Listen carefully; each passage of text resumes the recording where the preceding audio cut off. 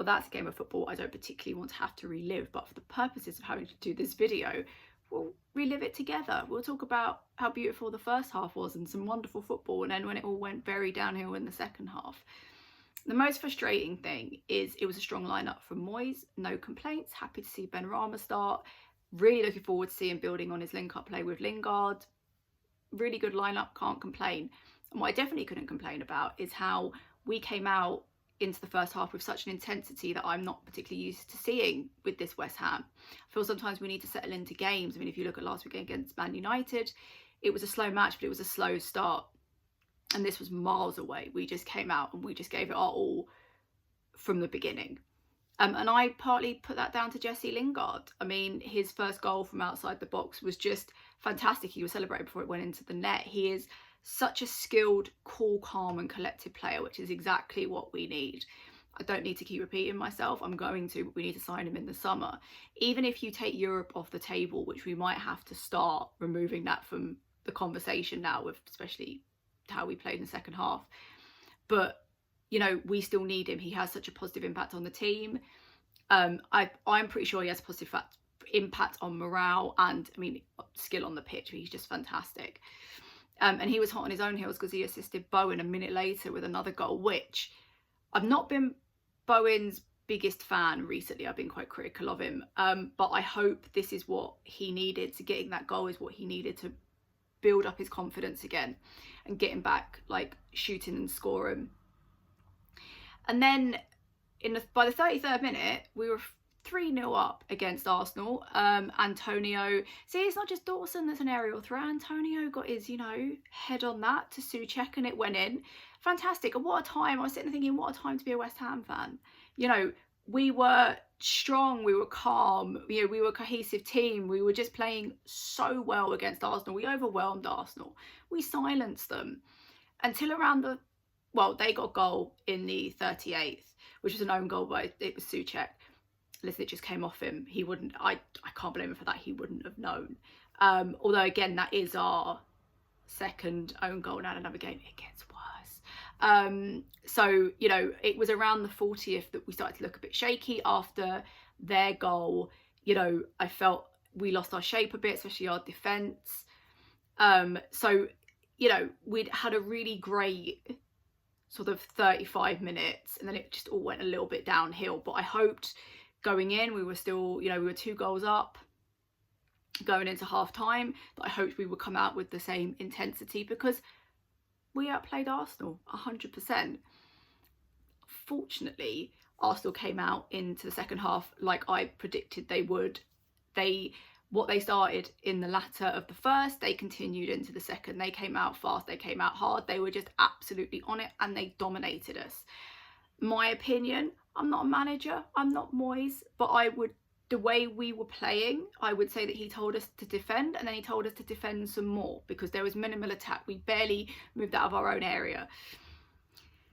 I can understand because at that point it was 3-1. If we could have continued holding them off like we did, then it's fine. You know, I would have loved to have seen a counter attack somewhere, but it wasn't coming. Now, I love Craig Dawson. Everyone knows it. I've been very vocal in my videos. This is his second own goal now. And who needs to score when you've got Craig Dawson and West Ham to do it for you? Now, Souček's unfortunate. Craig Dawson is frustrating. He did it last weekend as well, so it's very frustrating.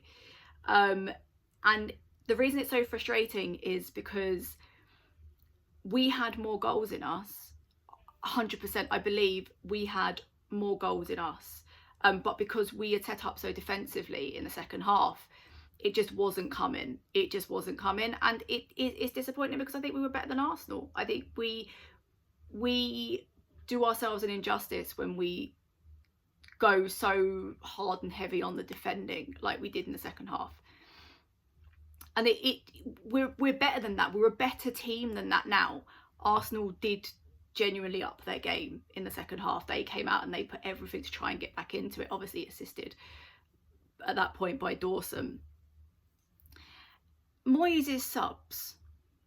Now, at this point it was 3-2 and he took Bowen off, who had scored a goal and who was just building up his confidence and who was just getting back into the flow of things, I think, for Mark Noble. Now, again, I'm a vocal Mark Noble fan, but in this situation, why? What an incredibly negative substitution from David Moyes that was.